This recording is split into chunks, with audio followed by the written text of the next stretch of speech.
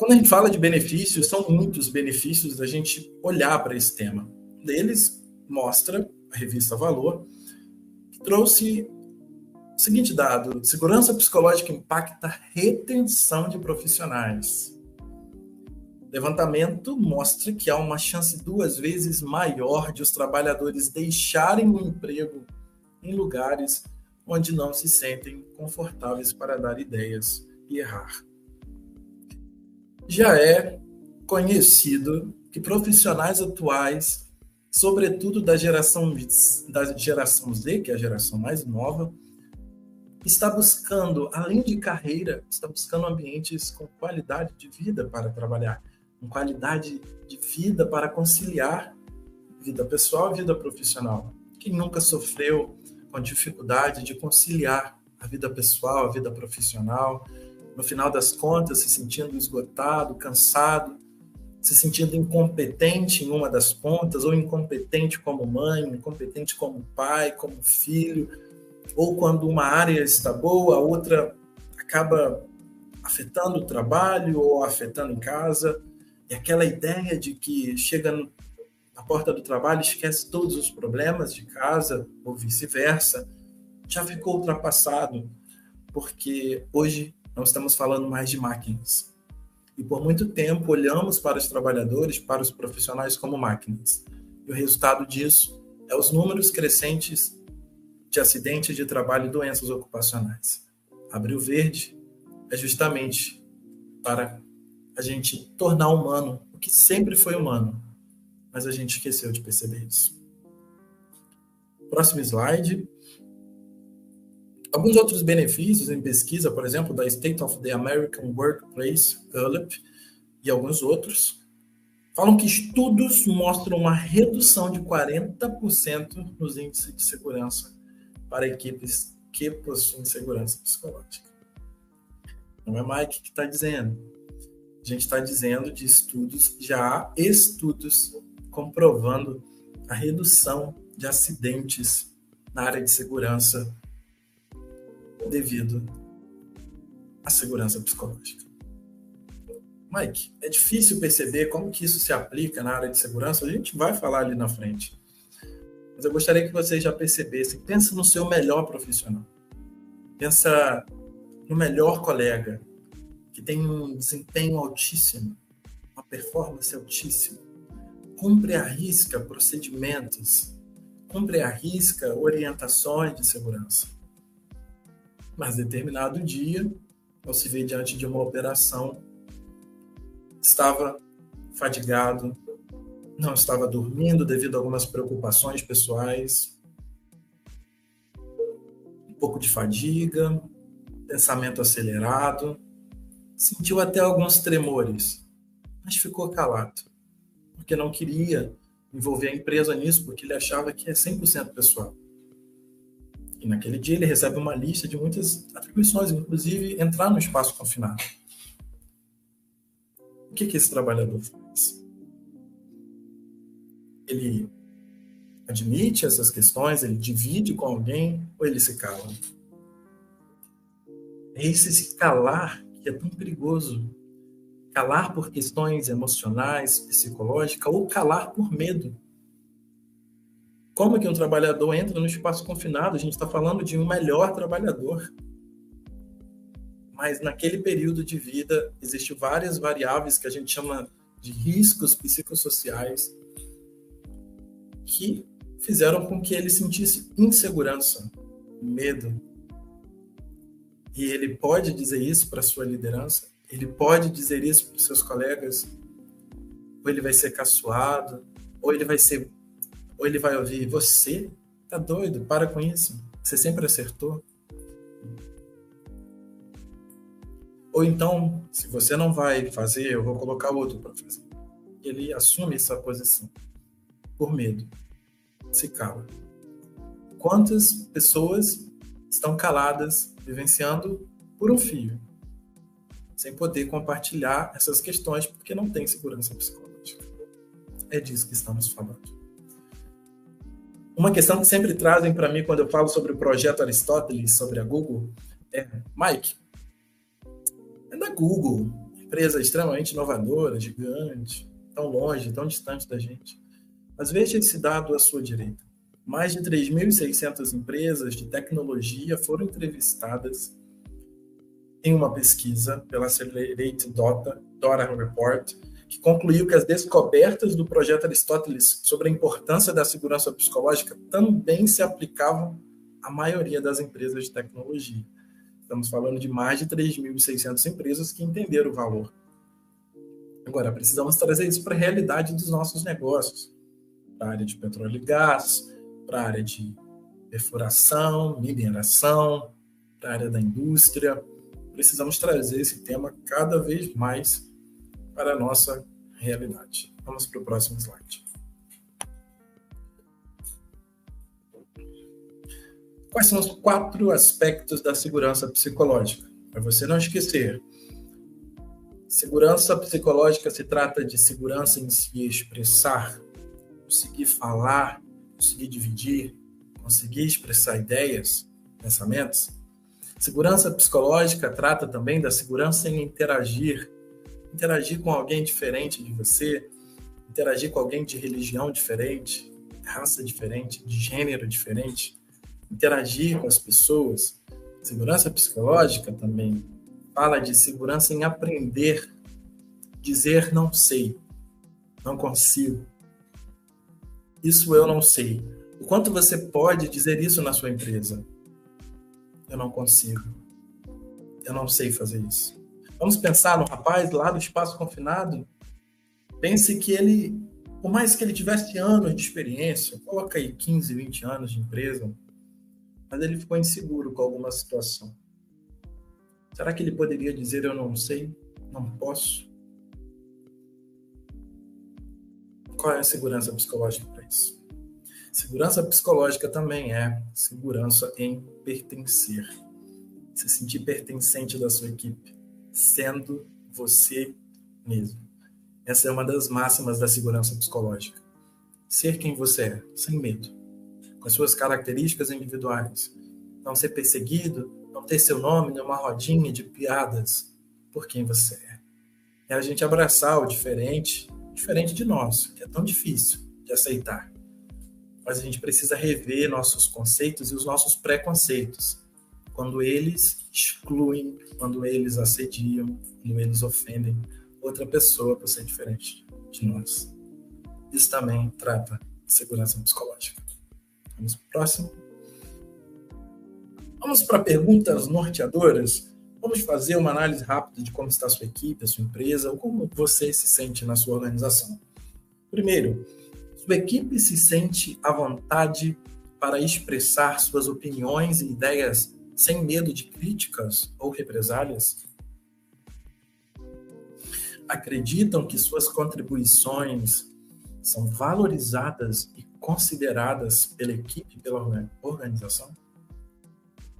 Eles se sentem seguros para assumir riscos e propor novas soluções, mesmo que possam resultar em erros? Eles conseguem dividir com você quando enfrentam desafios ou dificuldades, sejam elas profissionais ou pessoais? Existe um senso de pertencimento e inclusão no seu ambiente de trabalho? Sua equipe se sente confortável para pedir ajuda ou suporte quando precisa? A partir disso, você já começa a ter um norte para onde a sua empresa está indo, para onde você, funcionário, está indo, para onde você, líder, está indo. Eu vou te ajudar nisso. Vamos lá? Vamos para o próximo slide. Esse é um dos melhores quadrantes que eu considero quando eu dou palestra e treinamento sobre segurança psicológica. Acompanha comigo. Na vertical, nós temos o nível de segurança psicológica. Na horizontal, na parte inferior, eu tenho um nível de performance de desempenho. No primeiro quadrante inferior esquerdo, na zona de apatia, nós temos um nível de segurança baixo e um nível de performance também baixo. A gente está falando de uma pessoa que não consegue se expressar, não consegue dividir dificuldades, talvez pode estar passando por uma situação de assédio, uma situação de desvalorização, desmerecimento, e também não consegue se desafiar profissionalmente. Ou seja, ela está numa zona de apatia. Ela se sente mal por não ter segurança psicológica e não consegue produzir por isso. Ao lado direito, no quadrante inferior direito, nós temos a zona de ansiedade, e para mim é uma das zonas desse quadrante mais preocupante. Na zona de ansiedade eu tenho baixa segurança psicológica, mas em compensação eu tenho uma alta performance, um alto resultado. Os líderes comumente estão aqui nesse quadrante, porque entregam tudo, entregam muito do seu tempo, entregam muito resultados, mas às vezes fazem isso de forma solitária, sozinhos, não tem espaço nem para hierarquia acima, para dividir suas limitações, para dizer não sei, não consigo, preciso de ajuda. É aqui nesse quadrante que aparece, por exemplo, as doenças ocupacionais, o burnout, ansiedade, burnout, que é o esgotamento profissional, dentre outras condições de saúde. No quadrante superior esquerdo, na zona de conforto, a gente tem uma alta segurança psicológica, e aqui a gente fala de uma empresa que se preocupa com o bem-estar, com a boa interação, com respeito, mas ela não consegue colocar os seus trabalhadores para se desafiarem profissionalmente, ou seja, o nível de pressão pode estar baixo demais. Eu já dei algumas palestras sobre gerenciamento de estresse e eu apresento a curva da pressão. Você precisa encontrar um ponto, um eixo equilibrado da pressão, onde ela não seja baixa demais e gere apatia, e onde ela não seja alta demais e gere esgotamento. Ou seja, você tem que ter pressão, mas também ter recursos para isso. Você tem que ter pressão, mas no nível adequado, porque se você tem pressão demais, para além da capacidade desse trabalhador, sem segurança psicológica, você vai ter um trabalhador adoecido. E a zona de aprendizado é onde a gente quer estar. É onde eu espero que eu deixe uma sementinha para você. Zona de aprendizado é onde pessoas têm alta segurança psicológica para compartilhar suas ideias, serem elas mesmas, não terem medo de serem punidas por uma opinião e ainda assim tem um excelente resultado, uma excelente performance. Aqui a pressão é equilibrada, porque ela tem recurso para trabalhar de forma satisfatória. Legal, não é? Vamos para o próximo slide.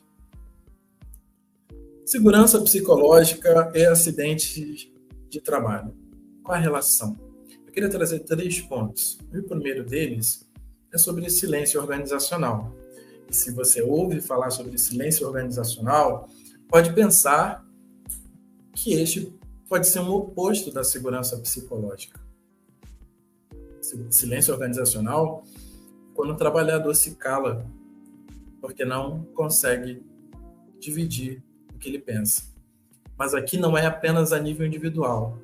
Toda uma empresa sabe que aquilo que está sendo feito não é o ideal, não é o melhor, mas eles têm medo de comunicar. Há uma cultura de comando e de medo, a cultura do medo que permeia ali entre linhas. Eu sei, mas prefiro não me arriscar porque eu tenho medo de ser demitido, eu tenho medo de ser mandado embora. Então eu me calo. E é nesse ponto que aparece bypass por medo. O ato de infringir, de contrariar algumas regras nos procedimentos. Por quê? Porque eu não tive segurança psicológica para dizer que eu não poderia fazer aquilo, para dizer que eu estava inseguro, que eu não sabia, porque eu estava cansado, que eu estava com ansiedade, que eu estava com palpitação no peito, que eu estava com sudorese, diante daquele espaço confinado, não era o meu melhor dia. Mas eu infringi um procedimento para não dizer sobre essas coisas. Mas por que eu também não disse? Porque tem um fluxo aí. Eu não disse pela minha incapacidade, mas também porque eu já tive situações, por exemplo, de um colaborador que disse: eu não vou fazer porque eu não consigo, porque eu não acho correto. E eu, como gestor, dizer: ok, se você não vai fazer, eu vou colocar outro. Eu tiro totalmente o espaço para que haja segurança psicológica. E como que a segurança psicológica ajuda na prevenção de acidente? Antecipação. Exatamente isso. Antecipação.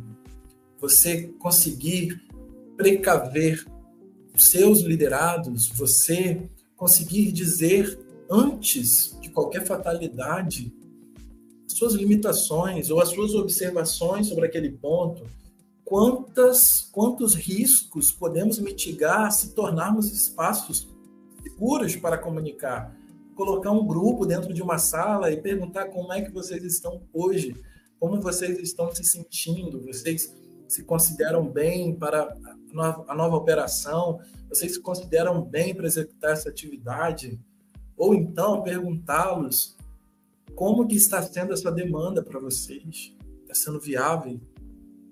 Está sendo viável? Vocês receberam o recurso necessário para isso? Vocês têm uma opinião melhor? Isso pode mudar tudo. Diferente disso é eu negar minhas limitações, negar que eu estou dormindo 4 horas por dia, que eu acordo às 3 vezes na noite, que eu antes de dormir eu fico pensando 300 coisas, negar limitações, esconder que eu já fui no hospital 3 vezes devido à alteração arterial na minha pressão, zero estresse, eu não comuniquei, alterações porque estou com um problema gástrico e o médico já disse: olha, sua questão é emocional, você está trabalhando além do limite, você não está conseguindo administrar, você precisa cuidar da sua saúde mental. Mas eu nego tudo isso porque eu tenho medo de ser exposto, medo de ser envergonhado. A gente precisa romper com isso, para que a gente diminua níveis de acidentes do trabalho decorrente de transtornos mentais, que já são inúmeros, e você pode ver no observatório do INSS, por exemplo. O que a gente pode fazer hoje, aqui, a partir de agora? Não olhando apenas para o outro, para o gestor, para o líder, mas começando em nós. O que a gente pode fazer para tornar os nossos ambientes de trabalho com mais segurança psicológica? É difícil? Pode ser, mas o primeiro passo é seu. O primeiro passo é meu. Vamos para o próximo slide. Cíntia Provedel fala: culturas de comando e controle e do medo silenciam a equipe e trazem impactos que podem ir desde a perda de oportunidade, falhas críticas, até falhas críticas. Se a gente pensar num acidente, se enquadra nisso. Até impactos severos para os negócios e para a reputação da empresa. Mas uma cultura de segurança psicológica promove um ambiente de trabalho onde os membros da equipe se sentem à vontade para expressar ideias, compartilhar feedback e admitir erros. Já diz a máxima, já diz o ditado: errar é humano. A gente não consegue fazer diferente disso. A gente vai ver no slide à frente que o que muda não é o erro. Erro sempre vamos ter. O que muda é para onde a gente está olhando. Se a gente está olhando para o erro ou se a gente está olhando para a pessoa. E se a gente entra num processo de culpa, a gente destrói todas as possibilidades de criação, de melhora e de inovação. Eu vou demitir, a pessoa vai embora, ela cometeu um erro, saiu como culpada, mas e como fica? Qual a chance de outras pessoas também errarem e cometerem o mesmo erro? Talvez porque o erro está dentro de um sistema complexo, que é o que é falado em fatores humanos e organizacionais. Olhar o todo, se perguntar: ele cometeu o erro, mas a culpa é de todos nós. O que deixamos de fazer? O que deixamos de olhar? E aqui eu não estou tirando a responsabilidade do trabalhador, que é bem diferente de culpabilizar. Mas começar a se perguntar, olhar, escutar, ouvir que dor estava ali que levou esse indivíduo a cometer o que chamamos de erro. Vamos para o próximo slide. Aqui, falando exatamente nisso, Qual é a diferença do erro para a aprendizagem, para o aprendizado? Quando temos segurança psicológica, se algum erro acontece, ele vai ser usado para quê? Para aprendizado e não para punição. Quanto mais eu puno, mais eu deixo os trabalhadores resistentes, mais eu deixo os trabalhadores preocupados, inseguros e mais tendenciosos a cometer ainda mais erro. Ele não vai te comunicar sobre algo inseguro porque ele tem medo de você, porque ele tem medo da sua empresa. E a gente precisa mudar isso para que nós, trabalhadores e empresa, consigamos sair beneficiados, todos saírem beneficiados desse processo de mudança. Então, vale ressaltar, o foco está no erro e na resolução desse problema e não nas pessoas. Faz sentido para você? Vamos para o próximo slide. Quando não temos segurança psicológica, olha que legal esse quadro. Não queremos parecer incompetentes, portanto, não fazemos perguntas. Não quero parecer ignorante, então não admito fraquezas ou erros. Não quero parecer intrusivo, então eu não ofereço ideia naquela reunião. Naquela reunião eu não quero parecer negativo, porque toda vez que eu tento falar me interrompem. Porque toda vez que eu tento falar diz que não é válida aquela opinião. Então eu não critico o status quo. A gente faz há 10 anos assim, então tá bom. É melhor ficar quieto, calado, do que opinar. Você já passou por isso alguma vez? É desconfortável?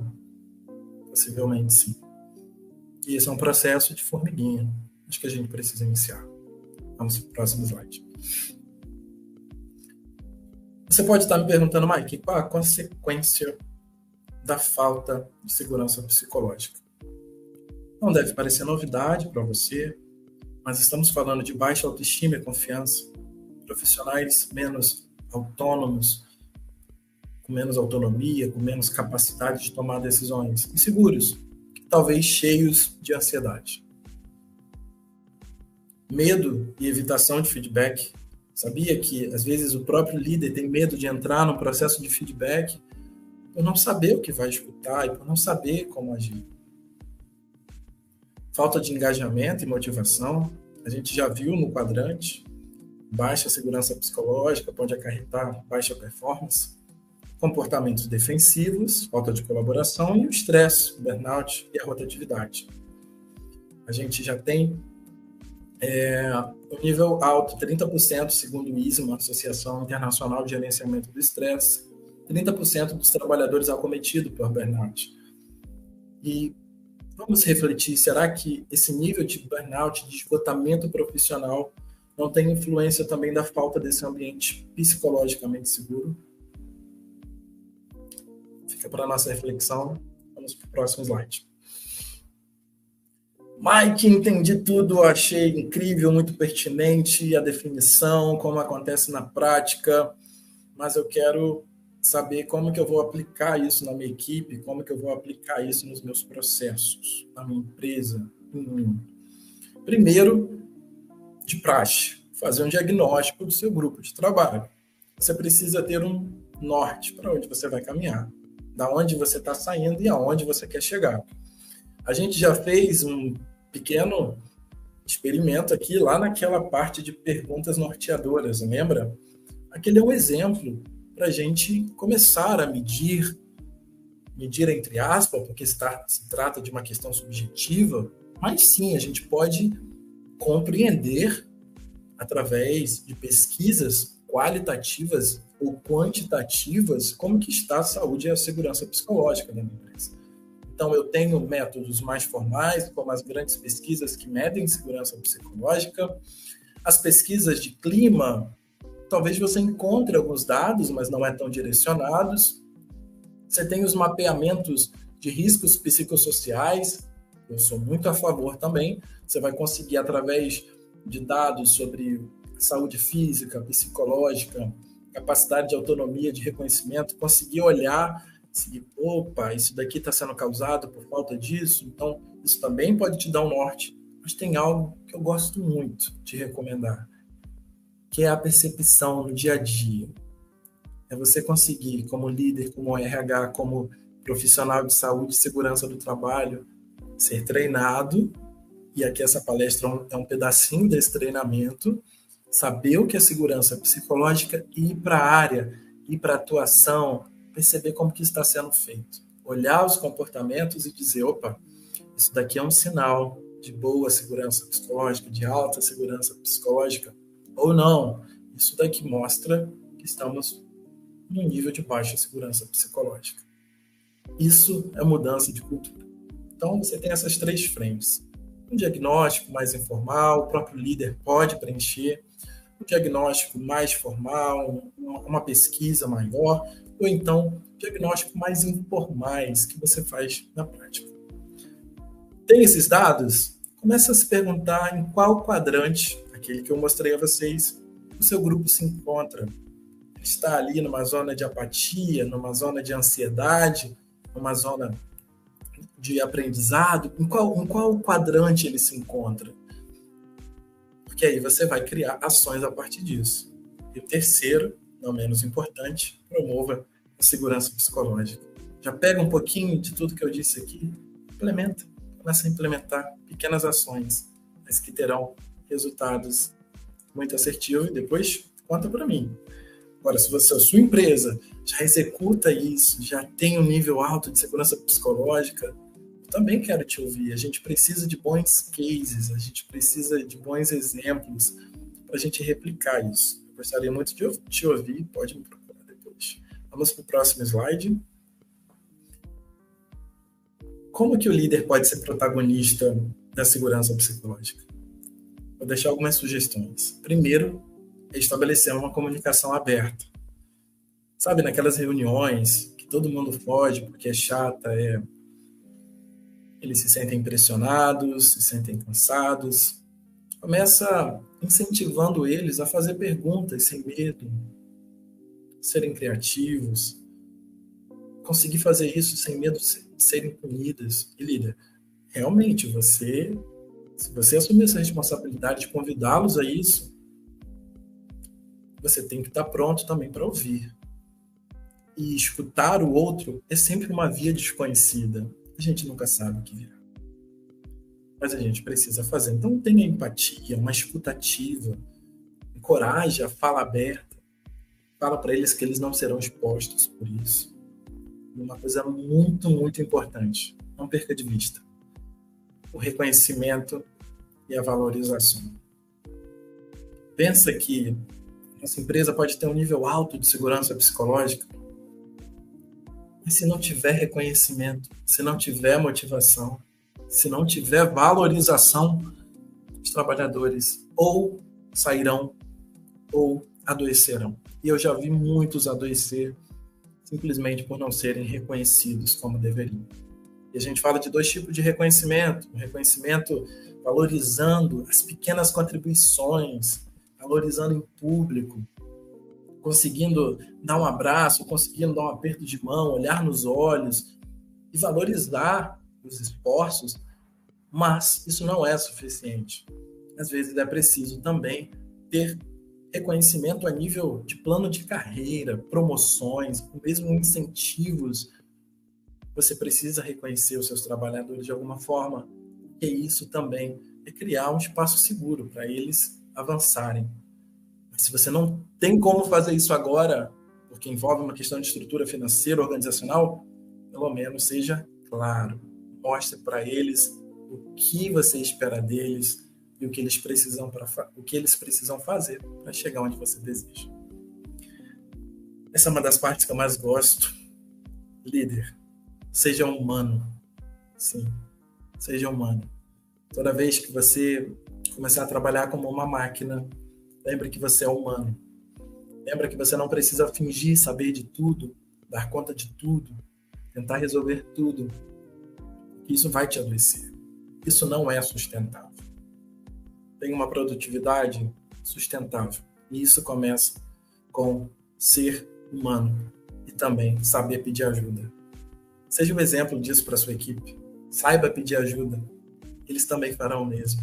Saiba dizer para eles quando você está inseguro, quando você está com medo, preocupado, cansado, está dormindo pouco. Peça ajuda. Você não é de ferro, nós não somos. Nós somos humanos. Nós precisamos valorizar isso, que temos valorizado muito pouco.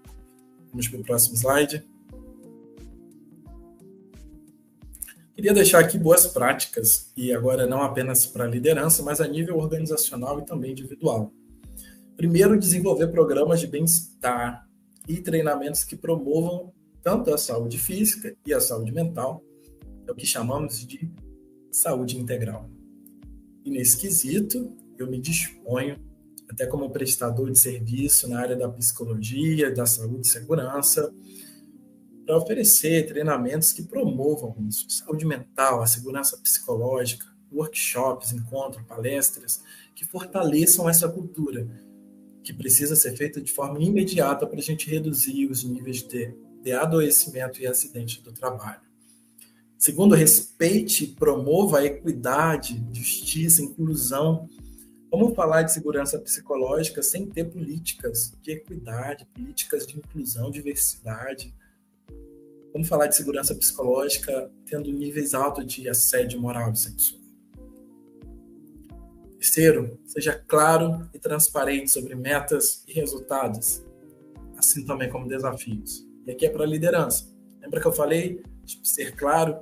Pois é, fale com ele sobre o plano de carreira, na conversa one-on-one, de um para um, olhe nos olhos dele, fala o que você espera dele e ouça o que ele espera de você. Desafio, então. Marque, prepare a sua agenda para ter essas conversas one-on-one e comece perguntando, eu gostaria de saber, ou melhor, comece falando o que você espera dele como profissional, e você tem todo o direito de fazer as suas prerrogativas, mas separe um espaço nessa reunião, nesse encontro, para perguntar o que você espera de mim como seu gestor. Difícil, talvez, mas faça isso depois de um encontro. E quarto, ofereça e solicite ajuda quando necessário. Querido funcionário, não espere tudo da sua liderança, da sua empresa, comece por você. Aqui nesses 4 quadrantes, não espere que a segurança psicológica seja iniciada pelos seus gestores. Comece a praticá-la hoje. Então, pratique com seus colegas, pratique com você mesmo. Ninguém vai adivinhar, porque ninguém tem uma bola de cristal sobre suas limitações, seus medos. Quando eles derem abertura para isso, faça sem restrições. Vamos para o próximo slide. Aqui eu gostaria apenas de recapitular com vocês, eu gostaria que vocês levassem algo dessa palestra. A primeira coisa é que a segurança psicológica é uma das competências primordiais, fundamentais dos líderes de alta performance. A gente tem exemplo do Google e a gente tem diversos outros exemplos de empresa. Eu tenho exemplo de colegas, amigos próximos, que são líderes com esse fit de gestão de pessoas com olhar humano, com um olhar de reconhecimento, um olhar de empatia, de saber escutar. E isso já faz ele um líder de alta performance na organização.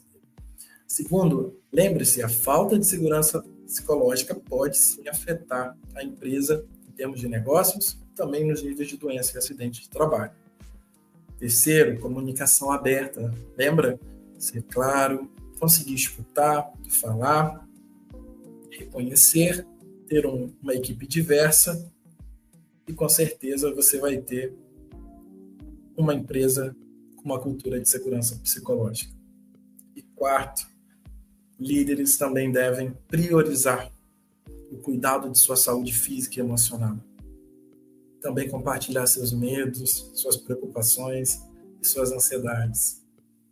Você que é funcionário, é time, chega também para o seu líder, fala que ele pode contar com você.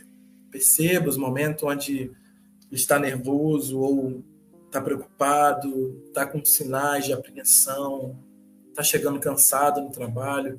Seja uma porta de escuta também. Eu gostaria muito de estar nas empresas, dentro das empresas, todo momento, para cuidar disso, fazer essa parte, mas isso é centralização demais. todos nós podemos fazer um pouco disso, com empatia, com respeito, com dedicação a escutar o outro. É um pouquinho disso que eu gostaria de deixar para vocês. Então, be safe here. Esteja seguro aqui.